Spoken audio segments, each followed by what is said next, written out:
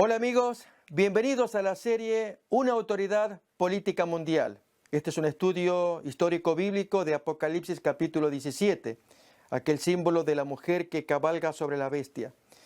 Vimos en los capítulos anteriores un estudio acerca de la relación de iglesia-estado, el caso de una mujer ninfómana, la apetencia que esta mujer, antigua esposa de Cristo, tiene ahora por los reyes de la tierra buscando fornicar con ellos.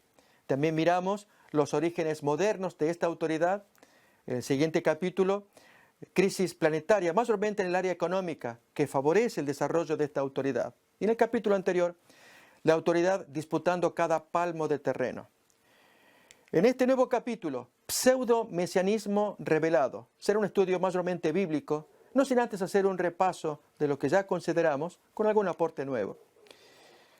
Aquí vemos los dos últimos sumos pontífices y su programa mesiánico. ¿Por qué? Porque pretenden traer soluciones al planeta. En el caso de Benedicto XVI, con su encíclica Caritas in Veritate, publicada en el 2009, texto que vamos a repasar en un momento más, pues él urge la presencia, la necesidad de que haya una autoridad política mundial que sanee los males del planeta. Y de igual modo, años más tarde, el Papa Francisco con su encíclica Laudato Si, publicada en el 2015, donde lleva un programa que busca concitar la atención de los pueblos, de los grandes líderes, reyes de la tierra, para atender las necesidades de la casa común, el planeta. Porque según sus palabras vamos directos a un suicidio si no se arregla el cambio climático. Y también la atención que él le presta a la familia, a los trabajadores y un día especial dedicado al descanso. Hagamos entonces un repaso, como miramos acá, párrafo 67 de la encíclica Laudato Si. Dice allí, especialmente lo que está en rojo, para gobernar la economía mundial, para sanear las economías afectadas por la crisis, mayormente las locales, para prevenir su empeoramiento y mayores desequilibrios consiguientes. Y la letra E, para garantizar la salvaguardia del ambiente. Urge la presencia de una verdadera autoridad política mundial, como ya había sido esbozada por el Papa Juan XXIII.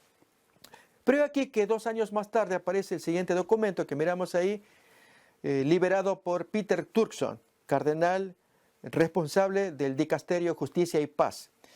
Documento que coincide en gran medida con lo dicho por Benedicto XVI y sin embargo se ganó la reprensión del Papa según el documento que miramos en el estudio anterior. Pero solamente repasamos acá cuando Turkson recomienda, cuando él dice, piénsese por ejemplo en la paz y la seguridad, en el punto 4 ahora, en el gobierno de la economía y políticas de desarrollo, punto 7, en la tutela del medio ambiente, etc., urge la presencia de una autoridad política mundial.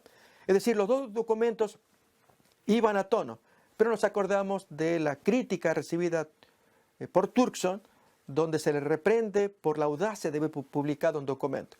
Esto muestra la debilidad del Papa Benedicto, que había publicado ya en el 2009, 2011, le reprocha por haber publicado algo similar a lo que él ya había dicho. Entonces hacía falta un nuevo líder que lleve el programa de una autoridad política mundial. Y efectivamente, allí con Francisco I estamos mirando ello. Publica su encíclica, Laudato Si, que curiosamente coincide con lo que el texto bíblico, leemos ahora, trae al respecto. Miremos allí en Isaías 24 como Apocalipsis 11. Se destruyó, cayó la tierra, enfermó, cayó el mundo, enfermaron los altos pueblos de la tierra. Y la tierra se contaminó bajo sus moradores porque, y esta es la parte más importante, se da la razón de causa y efecto. Si el efecto es la destrucción del planeta, la causa es porque traspasaron las leyes, falsearon el derecho, quebrantaron el pacto sempiterno. Por esta causa viene el efecto. La maldición consumió la tierra y sus moradores fueron asolados. Aún más, capítulo 11, 18, dice, tu ira ha venido y el tiempo de destruir a los que destruyen la tierra. Hablando del retorno de Dios, tu tiempo ha llegado de castigar, destruir a los que hacen daño a la ecología. Bien, Francisco I lleva un programa. No sabemos si se basa en esta lectura bíblica, él no lo ha mencionado. pero que atrae la atención mundial de defender el medio ambiente, invitando a los pueblos y gobiernos a que se sumen a acuerdos, que firmen allí acuerdos, como el de París, donde más de 190 países firman el acuerdo de bajar la producción de artefactos que lancen gases que causan daño a la capa de ozono, pero aquí que es resistido por un principal país como es el gobierno de Estados Unidos. Aquí tenemos. Donald Trump no se aviene al acuerdo, por el contrario, ya miramos en otro documento, él se sale del diálogo de la Mesa de las Naciones y él da la espalda a esta pretensión, tanto de Francisco I como de los países, de frenar el daño que se le está haciendo al planeta. Es algo triste, pero acordémonos que había una sentencia de parte de Dios para aquellos que destruyen la tierra. Tanto que aparecen la voz de atención, catástrofes naturales, por un lado, es normal esperar que los desastres ecológicos produzcan las catástrofes naturales, como también los desórdenes y calamidades sociales, como lo que miramos allí en ambas notas. Primero, catástrofes que puede inducir a que lo que Francisco traía finalmente se deba cumplir. ¿Cuál es? Que se atienda el salvataje al medio ambiente y como también al trabajador y su familia, y dándosele el descanso que Francisco quiere. ¿Cuál es? Que se le dé el día domingo como día libre, off. Como también, en la otra nota, la petición que están haciendo gobiernos, particularmente el de El Salvador, que a la Asamblea Legislativa se le pide que legisle, que ordene vía judicial o legislativa, que en los centros educativos, en las escuelas, sea obligatoria la lectura de la Biblia para prevenir la violencia entre los jóvenes. Y luego no lamentar que en las cárceles aparecen ellos y allí es cuando se lleva la Biblia. Pues lamentablemente esta orden no prosperó, si bien por razones obvias, y es que la separación de iglesia y Estado. Y entonces este tema de las catástrofes naturales por un lado, las calamidades sociales por el otro, son la forma en que Dios puede permitir que se cumplan lo que la profecía decía, que Dios va a castigar a los que destruyen la tierra, pero también a aquellos que violan sus mandamientos. Vamos a mirar a continuación estos textos y una historia para extraer allí un mensaje de un paralelo que ocurrió en el pasado y es probable por la tendencia que está ocurriendo actualmente que ocurra en el futuro. Dice allí en 2 de Crónicas capítulo 20, creed en Jehová vuestro Dios y estaréis seguros. Creed a sus profetas y seréis prosperados. Estas son palabras del rey Josafat, luego de escuchar a Jaasiel, hijo de Zacarías levita, que impulsado por el Espíritu Santo dijo palabras novedosas de aliento para el rey, un rey fiel, como para toda la población que se ve reunido temblando, buscando la protección de Dios ante la inminente guerra por parte de enemigos que se habían reunido para atacar. Bien, allí se habla de creed a sus profetas para que seáis prosperados. Y profeta, pues allí improvisado diríamos, era Jaasiel, un simple levita, era un simple adorador, pero el Espíritu Santo lo tomó para que hable las palabras que Dios quería que se escucharan. Lo mismo también acontece en este siguiente texto del ángel que se niega a recibir adoración de parte de Juan, que escribe Apocalipsis, asombrado por las cosas, y ante su compañero que le revelaba, él se arrodilla para adorar. Pero el ángel que le dice, no lo hagas, yo soy consiervo tuyo y de tus hermanos los profetas, que retienen el espíritu de la profecía.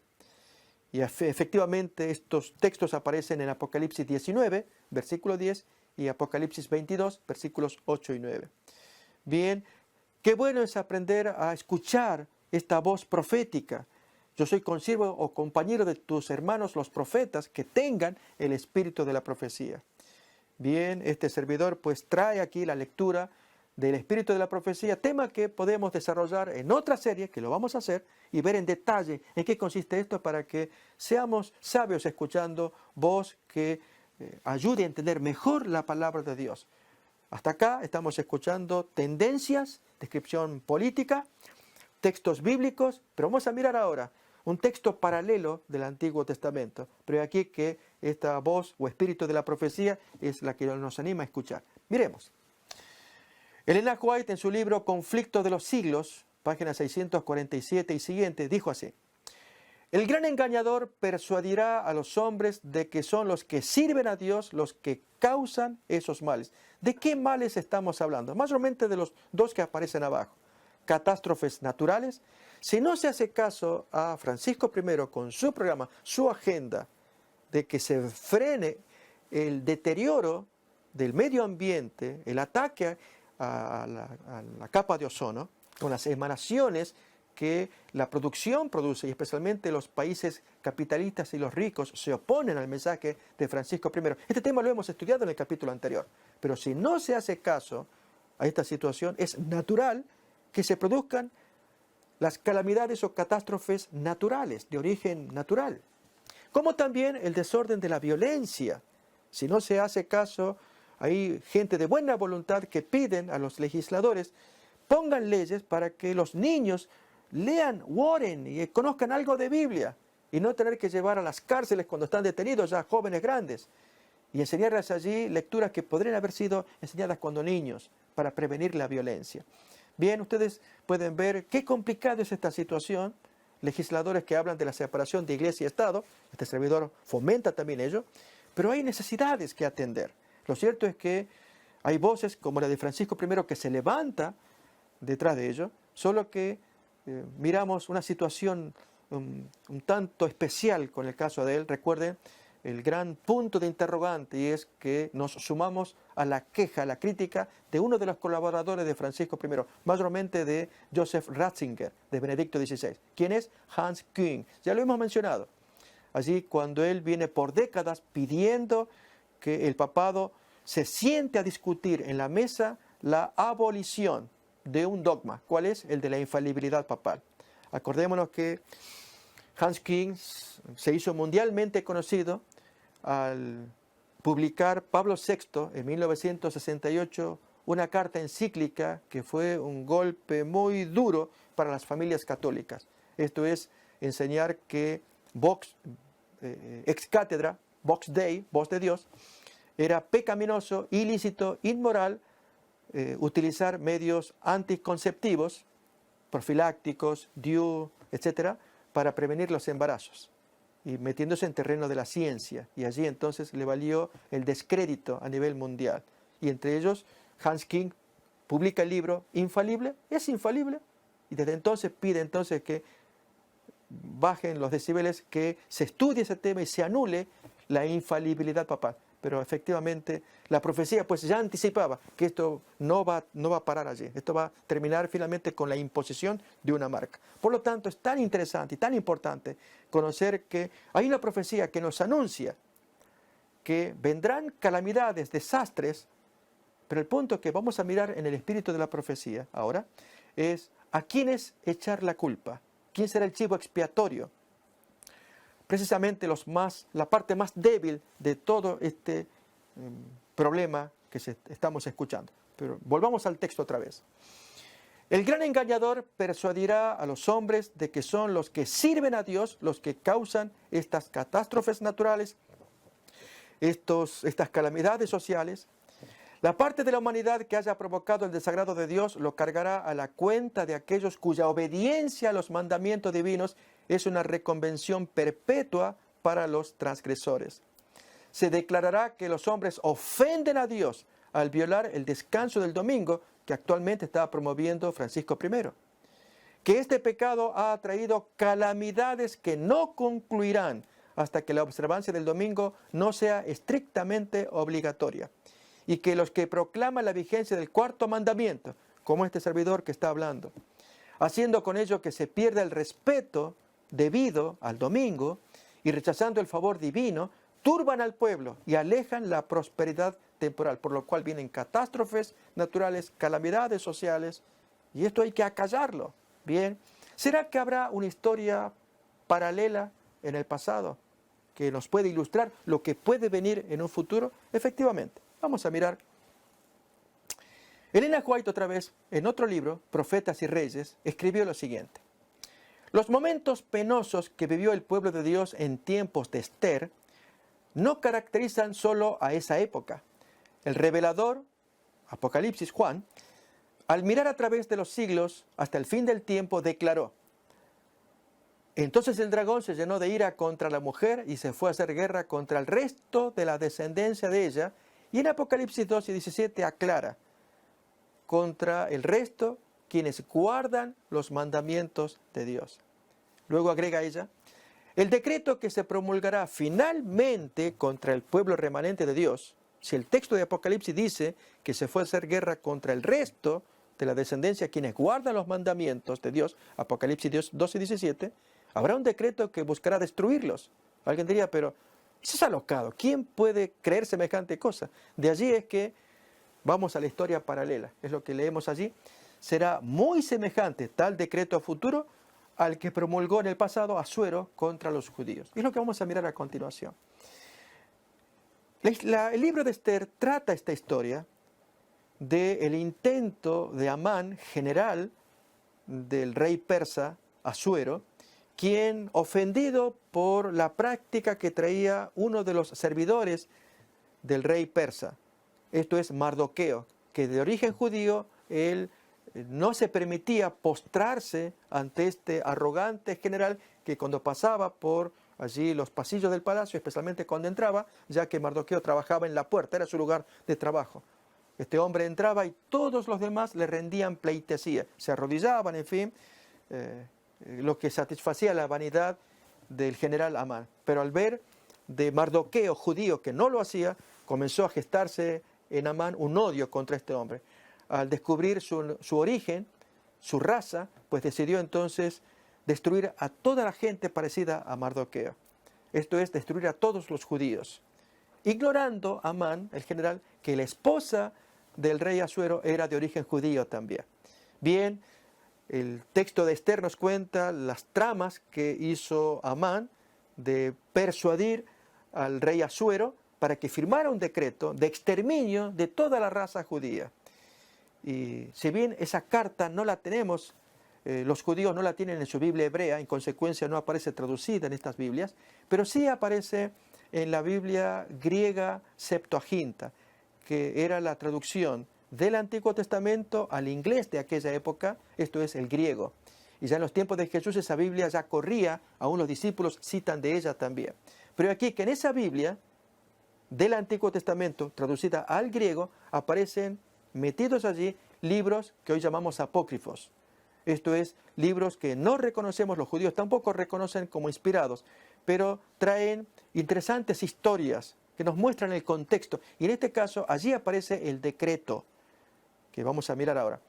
En español, quien lo recoge son las Biblias católicas. Allí sí aparece, pero ahí se pone que son libros de segunda inspiración o deuterocanónicos. Nosotros llamamos apócrifos. Aquí es de segunda mano. Bien, en esas lecturas, ahí aparecen más de 8 libros en esa condición que los judíos no reconocen como inspirados. Bien, allí en Esther, en la parte apócrifa, aparece el decreto en sí. Y al leerlo, ahí uno entiende lo que el espíritu de la profecía dijo más arriba, que el decreto futuro, basado en Apocalipsis 12 y 17, que el dragón se llenó de ira contra la mujer y contra el resto de los descendientes de ellas, quienes guardan los mandamientos de Dios, que en el futuro querrá exterminarlos, como ocurrió en el pasado, con la historia de Esther y el decreto de Amán. Leamos pues entonces esta historia. Aparece allí Esther, capítulo 3, versículo 13, en la parte griega de la Biblia de Jerusalén en español. He aquí el texto de la carta. El gran rey Asuero a los jefes y gobernadores, súbditos suyos, de las 127 provincias que van desde la India hasta Etiopía, les escribe lo siguiente. ¿Qué cosa es? Puesto al frente de muchos pueblos, dice Asuero el rey, y siendo señor de toda la tierra, he procurado no dejarme arrastrar por el orgullo del poder, sino gobernar siempre del modo más conveniente y benigno, manteniendo tranquilas en toda ocasión las vidas de mis súbditos, ofreciendo un reino culto y en seguridad hasta sus últimas fronteras y haciendo florecer la paz tan deseada de todos los hombres.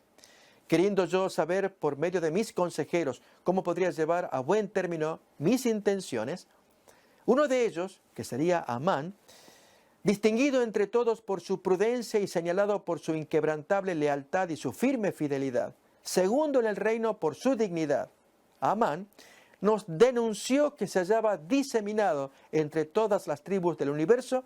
Y ahí comienza entonces, en el decreto que firma Asuero, una descripción perversa, malintencionada de parte de Amán.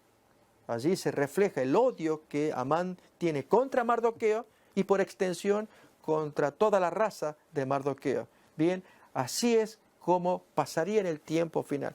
Por eso estamos leyendo esta historia paralela, que lo que ocurrió en el pasado volverá a pasar en el futuro. Leemos ahí.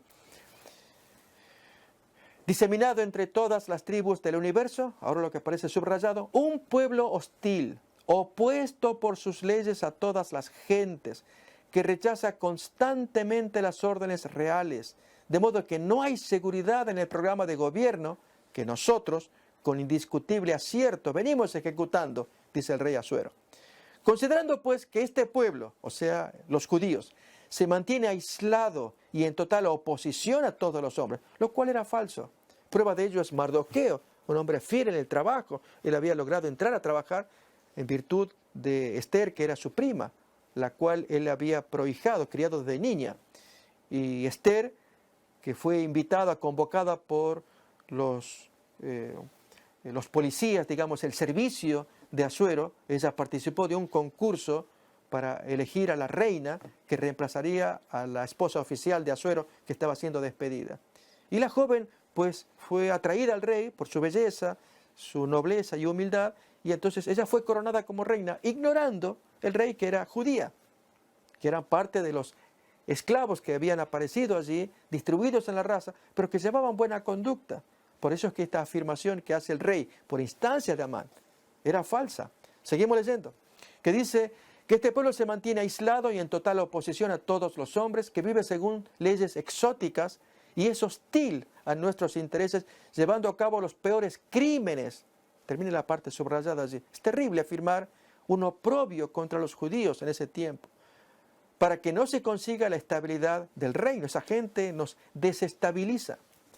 Hemos decidido que todos los que os han sido señalados en cartas de Amán, encargado de nuestros negocios y nuestro segundo padre, sean exterminados de raíz, con sus mujeres y sus niños, por la espada de sus enemigos, es decir, los persas, sin ninguna compasión ni miramiento. El día, y ahí da la fecha que se estableció, y el mes de Adar estaba a fin de año, el día 14 del mes 12 de Adar del presente año. De modo que los malévolos de ayer, es decir, los judíos, de ayer y hoy, desciendan en un solo día al Hades o sepulcro por la violencia y nos permitan gozar a partir de allí en los días futuros de la perpetua paz y seguridad. Tomando allí el desenlace futuro, va a pasar algo similar, con tantas catástrofes y calamidades que hay, y culpar a ellos, a este pequeño grupo aislado y exótico, rebelde, porque efectivamente no se suman a la obediencia de leyes que se impartieron a nivel mundial, como es la marca de la bestia. Al destruir esa gente, recuperamos ya la paz y la bendición de Dios, porque Dios quiere que se bendiga el planeta, eliminando a estos obedientes a la ley de Dios. Notemos la contradicción. Bien, vamos a completar esta lectura del espíritu de la profecía. Miren el desenlace.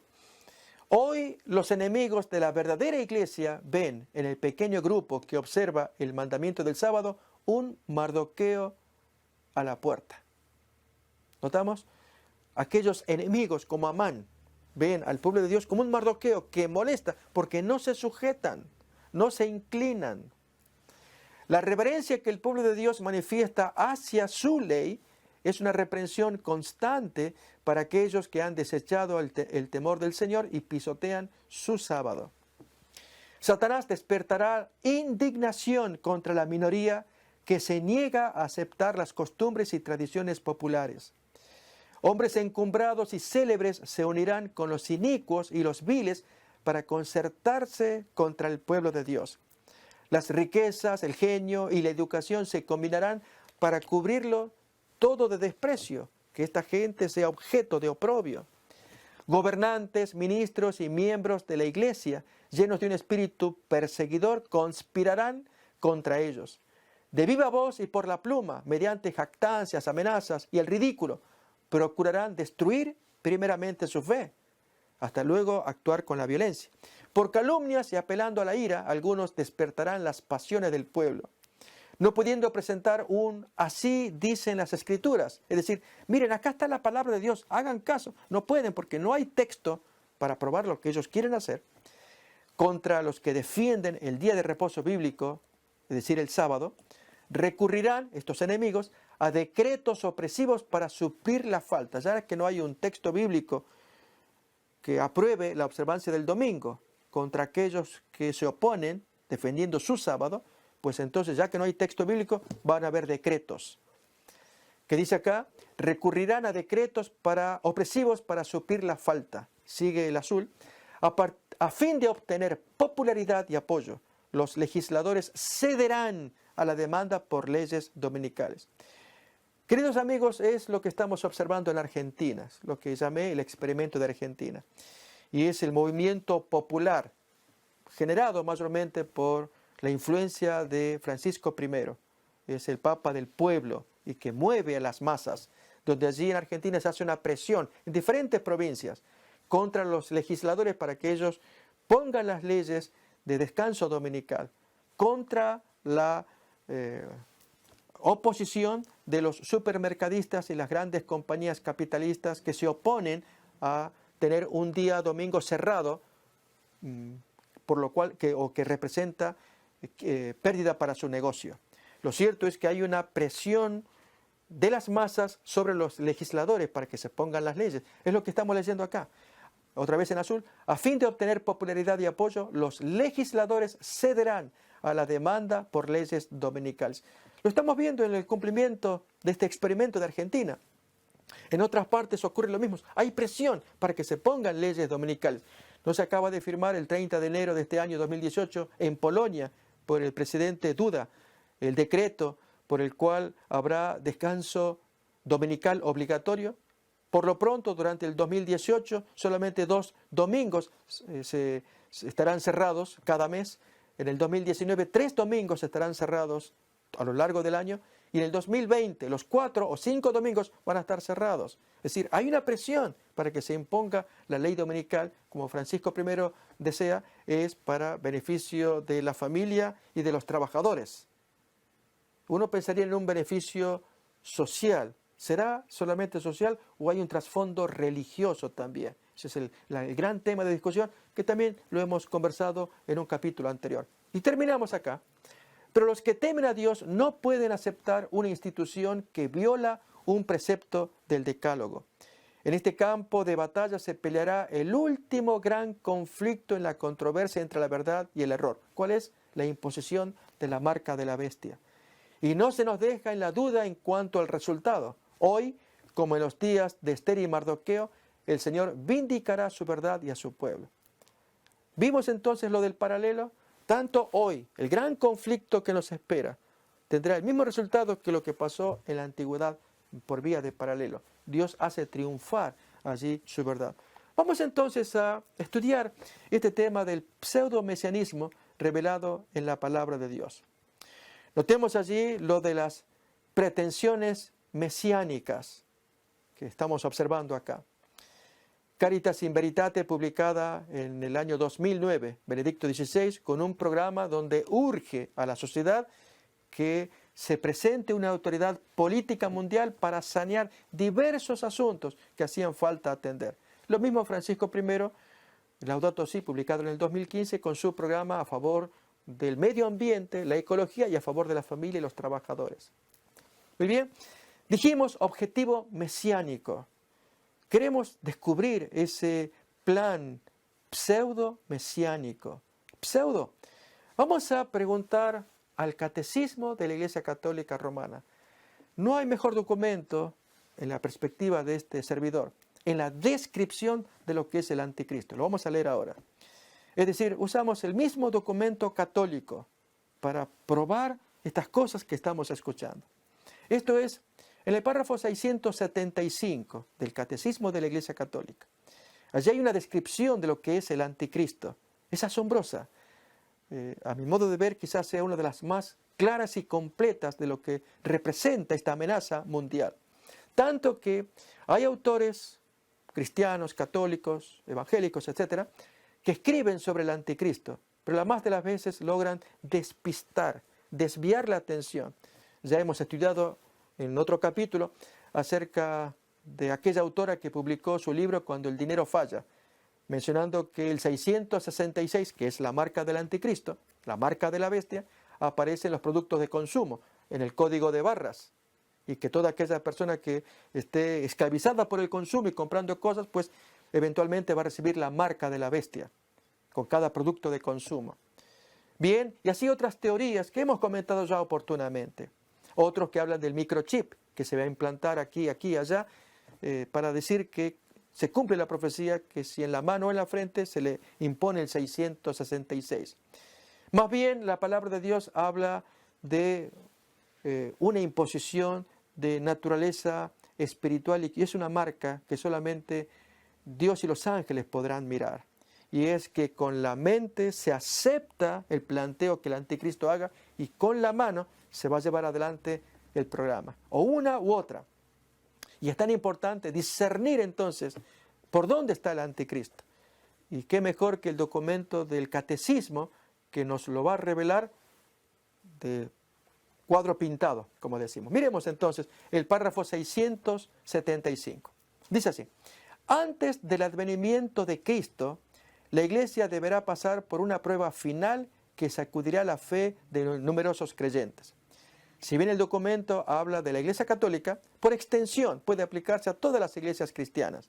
Esto es que antes de la venida de Jesús tiene que pasar una prueba final. Y entonces se enumeran textos, Lucas 18:8, allí, vamos a leerlo, está muy interesante, bien puesto también, de las palabras tristes de parte de Jesús luego de contar una parábola acerca de la necesidad de orar siempre.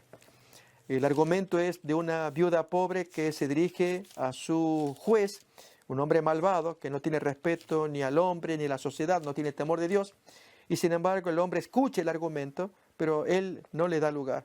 ¿Y qué ocurre entonces? Que la mujer, por insistencia, ella quiere sacarse al enemigo que la molesta.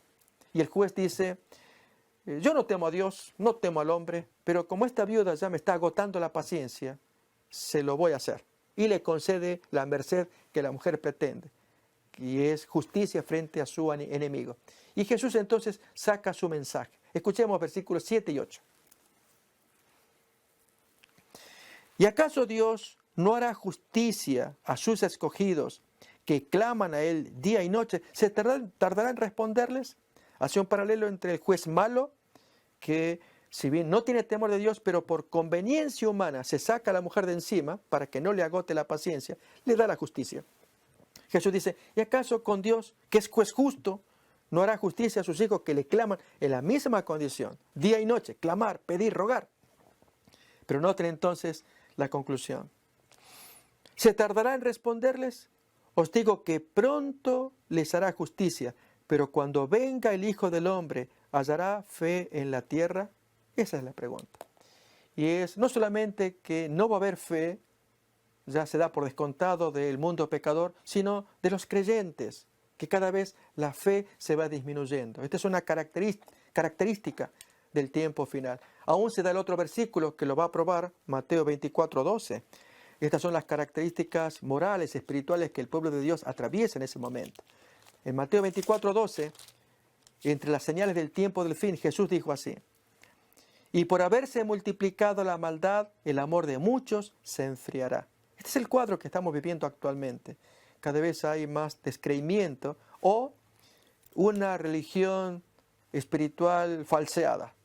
Es el caso de aquellos que asisten a las reuniones para obtener un beneficio, como procura la teología de la prosperidad. Tú siembra 100 pesos, $100 y cosecharás 200, 500, 1000 o más. Según lo que tú siembres, eso cosechas. Y en verdad, quien está cosechando no es precisamente el donante, sino, ustedes se imaginan, quien cosecha. Bien, ese tipo de religión utilitaria, yo te doy, tú dame. Y Dios quisiera más bien un encuentro espiritual, tal como Jesús le dijo allí a la mujer samaritana, que Dios es espíritu y los que lo adoran en espíritu y en verdad es necesario que lo adoren, porque Dios busca los tales adoradores, adoradores espirituales, que buscan la paz del Espíritu, estar en paz con Dios, y estudian su palabra y le hacen caso y obedecen el mandamiento para que Dios pueda verlos con favor, especialmente en este tiempo tan duro y especial y corrompido que estamos viviendo. Pero notemos todavía más la descripción que va a dar de la sociedad, de la iglesia, antes de la aparición del anticristo. Sigue diciendo más. La persecución que acompaña a su peregrinación de la iglesia sobre la tierra, revelará el misterio de iniquidad bajo la forma de una impostura religiosa que proporcionará a los hombres una solución aparente a sus problemas mediante el precio de la apostasía de la verdad. Noten, tremenda descripción del anticristo. Va a decir más, pero permítame comentar primeramente. Dice que mientras la iglesia está peregrinando, se revela el misterio de iniquidad. Esta expresión deriva de 2 de Tesalonicenses capítulo 2. En 3 ocasiones, en ese capítulo, aparece la expresión iniquidad, o el hombre de pecado, misterio de iniquidad, y luego el inicuo. La voz original griega es muy rica en significado. Significa transgresión de la ley y transgresor de la ley. Esto es, en 2 de Tesalonicenses capítulo 2 se dice que Jesús no vendrá sin que antes venga la apostasía, la caída de la iglesia, y se manifieste el hombre de la anomía, en griego, que se manifieste el hombre de la transgresión de la ley, el cual se sentará en el templo de Dios como Dios, haciéndose pasar por Dios. 2 de Tesalonicenses capítulo 2. Luego dice Pablo, el autor de la carta, porque ya está en acción el misterio de la anomía, o se traduce acá misterio de la iniquidad. Ya está en movimiento el misterio de la transgresión de la ley. Y luego dice, y se levantará el inicuo por advenimiento del poder de Satanás. Inicuo al cual Jesús matará con el resplandor de su venida.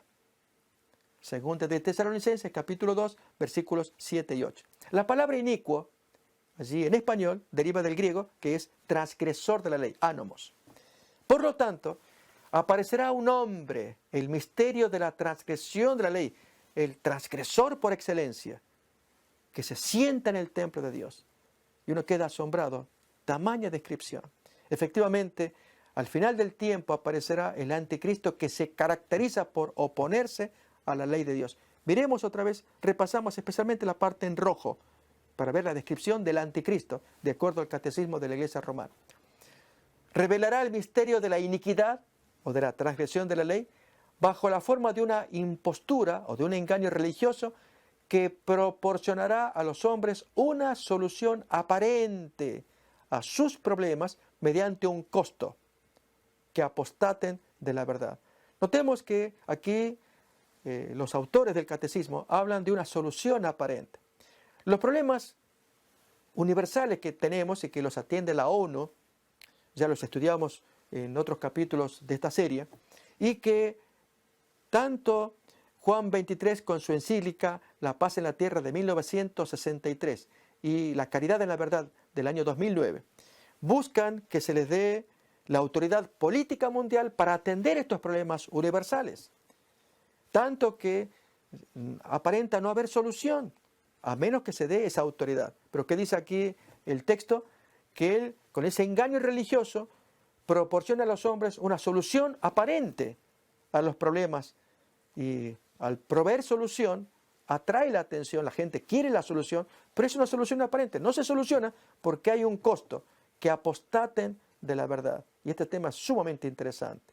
Dios nos dio su palabra, que es la Biblia, que es la verdad. Cuando uno apostata de lo que aquí se dice, y aquí se habla de mandamientos y que no se están cumpliendo. Miren más todavía la descripción que trae el catecismo.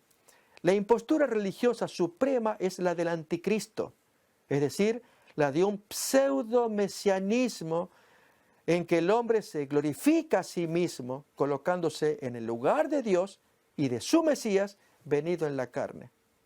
Y da los textos probatorios muy buenos que están allí.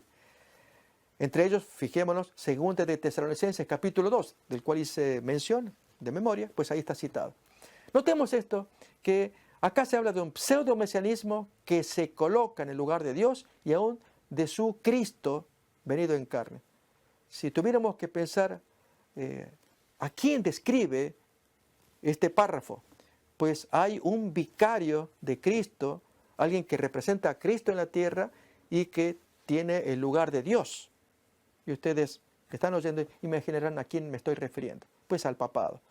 En otras palabras, el mismo catecismo define claramente los movimientos que haría este poder, esta autoridad política mundial.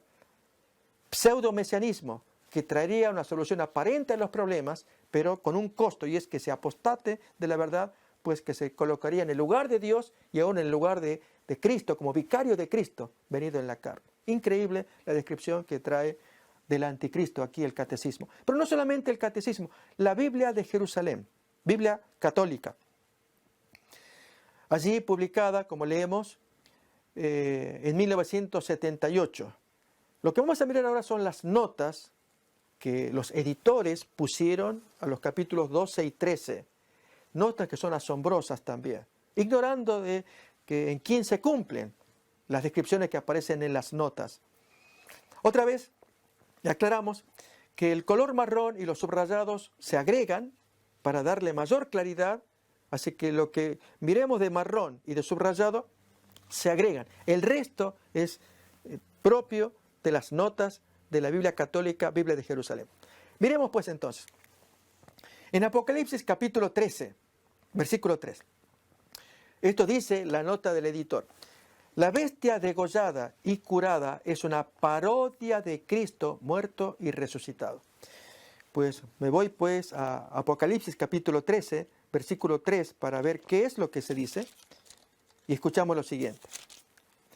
Vi una de sus cabezas como herida de muerte, pero su herida mortal fue sanada, y se maravilló toda la tierra en pos de la bestia. De las 7 cabezas, en un momento más miraremos imágenes de esta bestia. 7 cabezas, una fue herida mortalmente. Ya estudiamos en otro capítulo que esa herida se produjo en 1798 y 3 años después comienza el proceso de curación con el concordato firmado entre la Santa Sede, representante de la Santa Sede, y el primer cónsul Napoleón, quien, habiendo apoyado la Revolución Francesa, pero en el espíritu de convertirse en emperador, ahora hace un concordato para recibir la corona de parte del papado, al cual él mismo había quitado su poder en 1798. Pues 1801 comienza su proceso de curación. Quizás como anécdota del hecho, acordémonos de lo que le pasó a Beethoven. Él estaba componiendo la tercera sinfonía, hoy llamada la Heroica, y él había titulado Napoleón Bonaparte. Pero al enterarse, él estaba apoyando a la Revolución Francesa y su rechazo al dominio absolutista político de Francia, Luis XV, como al papado de aquel tiempo también. Apoyando pues la Revolución Francesa y admirando la figura de Napoleón Bonaparte como un gran general libertador, pero al ver que él traía su pretensión de ser el nuevo emperador, y para ello necesitaba la ordenación, que se le pusiera allí su corona de parte del Papa, celebra un concordato en 1801, por lo cual Beethoven se ofendió y arrancó entonces el título, y en lugar de Napoleón Bonaparte, pues puso la Heroica en memoria de un gran hombre, y se desilusionó de Napoleón Bonaparte. Sirva esto como anécdota para recordar ese concordato firmado en julio del año 1801. Bien, veremos más todavía de las notas que la Biblia católica trae acerca de este poder, la bestia. Dice acá, por ejemplo, en capítulo 12, 7 allí, hablando de Miguel. Según la tradición judía, Daniel 10, versículos 12 al 21 y capítulo 12, 1, Miguel es el paladín, el caudillo de Dios. Efectivamente, allí se lo presenta como el príncipe de Dios. Tanto así que este príncipe de Dios, príncipe de los ejércitos de Jehová, es como se lo presenta en el capítulo 10. Reaparece en Josué, capítulo 5, cuando, si nos acordamos del texto, allí Josué, soldado, se prepara para ya invadir Jericó y van a dar los rodeos a la ciudad, cuando aparece en la noche extrañamente un hombre. Y Josué, mirándolo, pregunta, ¿tú quién eres? ¿Eres de los nuestros o de los enemigos? Y entonces la voz le dice, no, yo vengo como príncipe del ejército de Jehová. Se presentó en forma solemne. Y entonces Josué, pues mirando el porte, venía como soldado, ¿Y qué dice mi señor a su siervo? Y las extrañas palabras, sácate los zapatos porque donde tú estás es tierra santa. Las mismas palabras que Dios le había dicho a Moisés en la zarza ardiente. ¿Quién era este príncipe del ejército de Jehová que exigiera adoración? Pues el Señor Jesucristo, el segundo miembro de la divinidad. Bien, ese es el príncipe, él es Miguel también. Un estudio interesante que en otra ocasión llevaremos también sobre este personaje. Lo cierto es que Miguel es una palabra de origen hebreo, tiene 3 partes. Todas las palabras que terminan en él significan Dios o algo relativo a Dios.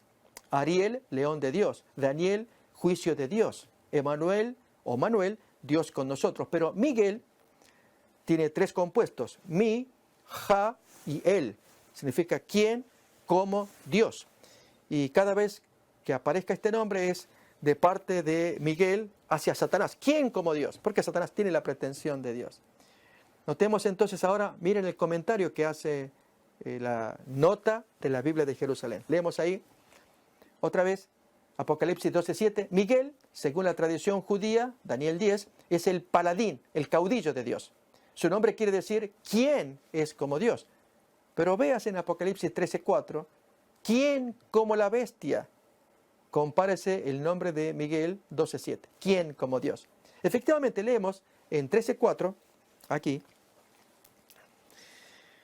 que se había maravillado toda la tierra en pos de la bestia por la curación tenida, ese tajo mortal recibido allí en la cabeza. Y adoraron al dragón que había dado autoridad a la bestia, y adoraron a la bestia diciendo, ¿quién como la bestia? Es tremendo que a este poder humano se le pueda hablar y dirigirse en adoración, en aplauso, en palabras, las mismas que Dios querría que se le dirigieran a Jesús, el Hijo de Dios. Es tremendo. Y sin embargo, aquí esta Biblia de Jerusalén lo va revelando. El paralelo que hay entre esta bestia que fue herida, estamos hablando del papado, 1801, inicia su proceso de curación, 1929, febrero, cuando recupera a través del Tratado de Letrán, un concordato celebrado con Italia, la recuperación de los estados pontificios y un proceso de curación que sigue. ¿Quién como este poder? Y es lo que Jesús querría escuchar por su nombre, Miguel. ¿Quién como Dios? Pero miremos más todavía. En Apocalipsis 13:11, hablando de la segunda bestia, dice la nota del editor de la Biblia de Jerusalén, en adelante será designada con el nombre de falso profeta. Apocalipsis 16, versículo 13 lo menciona, capítulo 19, versículo 20 y capítulo 20, versículo 10. Antes de describir la vuelta o el retorno del Hijo del Hombre, mírese capítulo 14 de Apocalipsis, confróntese con el capítulo 19, con Mateo 24. Juan, el autor de Apocalipsis, muestra en acción a los falsos profetas, o sea, segunda bestia, anunciados por Cristo. Ya estaban citados en Mateo 24, Tesalonicenses, segunda carta, capítulo 2. Lo que interesa acá, en lo que estamos leyendo, es el paralelo que el editor está trayendo entre el falso profeta, con mayúscula, con los falsos profetas que Jesús mencionó que antes de la venida aparecerían falsos profetas. Apocalipsis menciona un gran falso profeta, un poder que los engloba a todos. Pero entonces viene acá, fijémonos, un aporte sumamente interesante. Capítulo 13, 14. El Espíritu Santo era el que realizaba prodigios en la iglesia para provocar la fe en Cristo. Es el caso del bautismo en lengua de fuego, nos acordamos de Pentecostés. La segunda bestia, que es la bestia terrestre, imita al Espíritu Santo. Como la serpiente o dragón, es la misma figura, y la primera bestia, la marítima, imitaban al Padre y al Hijo. Apocalipsis 13:3. Y noten la conclusión final. El dragón, la primera bestia es la marítima, y la segunda bestia, la terrestre, son una caricatura de la Trinidad.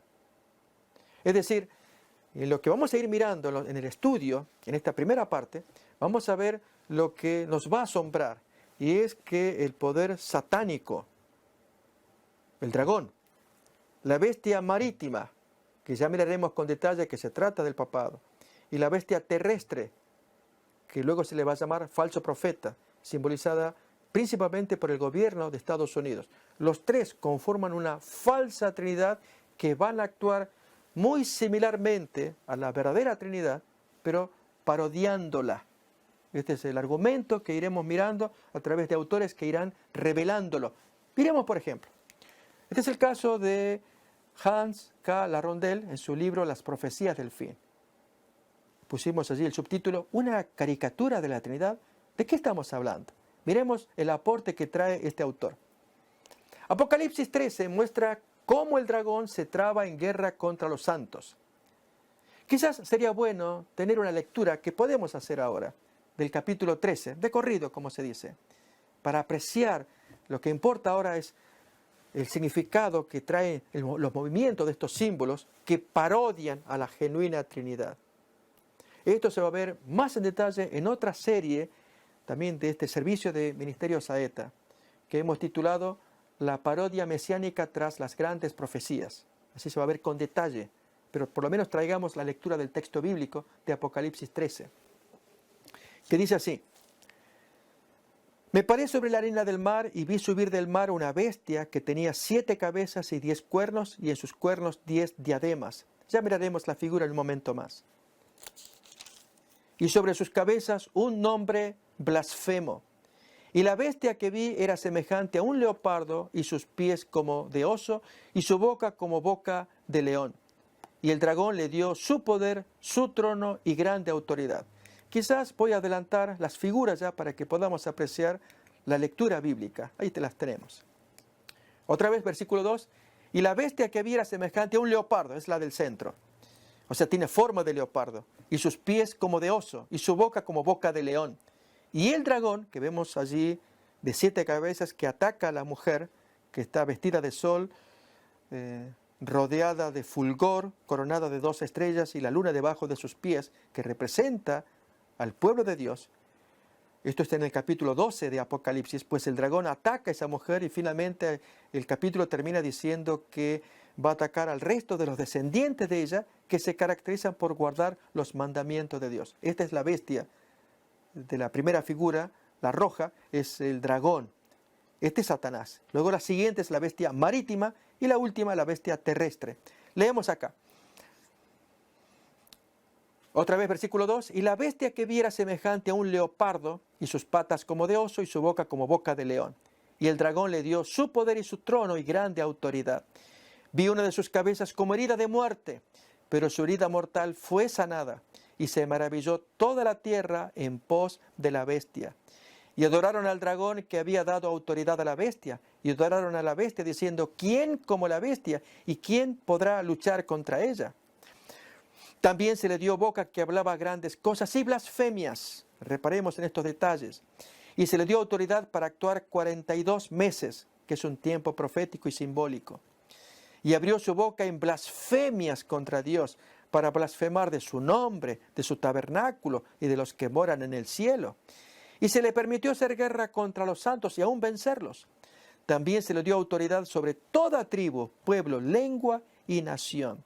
Y le adoraron todos los moradores de la tierra cuyos nombres no estaban escritos en el libro de la vida del Cordero que fue inmolado desde el principio del mundo.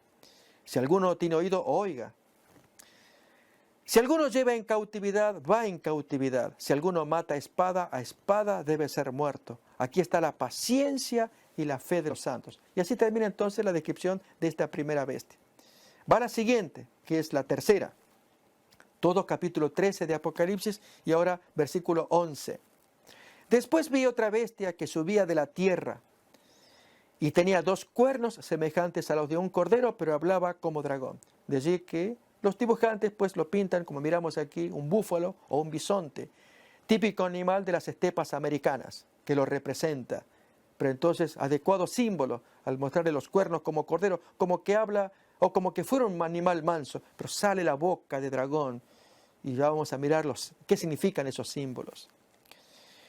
Y ejerce toda la autoridad de la primera bestia en presencia de ella, y en la Biblia de Jerusalén traducen al servicio de ella. Es decir, esta tercera bestia, la bestia en forma de cordero, sirve a la del medio, primera en el capítulo 13, la bestia marítima. Está al servicio. Y hace que la tierra y los moradores de ella adoren a la primera bestia cuya herida mortal fue sanada. También hace grandes señales de tal manera que aún hace bajar fuego del cielo a la tierra delante de los hombres. Acordémonos, ya miraremos la descripción de cómo la imitación de esta bestia terrestre que imita al Espíritu Santo. Hace bajar fuego del cielo como el verdadero Espíritu Santo bajó fuego en Pentecostés, en lenguas de fuego. Y engaña a los moradores de la tierra con las señales que se le ha permitido hacer en presencia de la bestia, mandando a los moradores de la tierra que le hagan imagen a la bestia que tiene la herida de espada y vivió. Este es otro nuevo personaje, la imagen de la bestia, una copia, un calco de la bestia que está en el medio, pero que luego va a actuar y con grave consecuencia. Y se le permitió infundir aliento a la imagen de la bestia para que la imagen hablase e hiciese matar a todo aquel que no la adorase. Y hacía que a todos, pequeños y grandes, ricos y pobres, libres y esclavos, se les pusiese una marca en la mano derecha o en la frente, y que ninguno pudiese comprar ni vender, sino el que tuviese la marca o el nombre de la bestia o el número de su nombre. Aquí hay sabiduría. El que tiene entendimiento cuente el número de la bestia, pues es número de hombre. Y su número es 666. Y así pues termina el capítulo 13 de Apocalipsis. Y con ello, amigos, también damos término a esta primera parte de este capítulo, pseudo-mesianismo revelado. En la siguiente porción vamos a mirar lo que continúa de esta descripción para ver claramente lo que intentamos mirar, que aquí en el capítulo 13 se describe una parodia de la verdadera Trinidad, y las acciones de uno y de otro van a estar revelados en Apocalipsis a la luz de lo que pasa con estos personajes genuinos de la verdadera Trinidad, y especialmente el concepto del tema que se está presentando, un pseudo-mesianismo revelado. Amigos, gracias por acompañarnos, por seguir esta serie de una autoridad política mundial. Hasta la siguiente emisión, gracias por acompañarnos.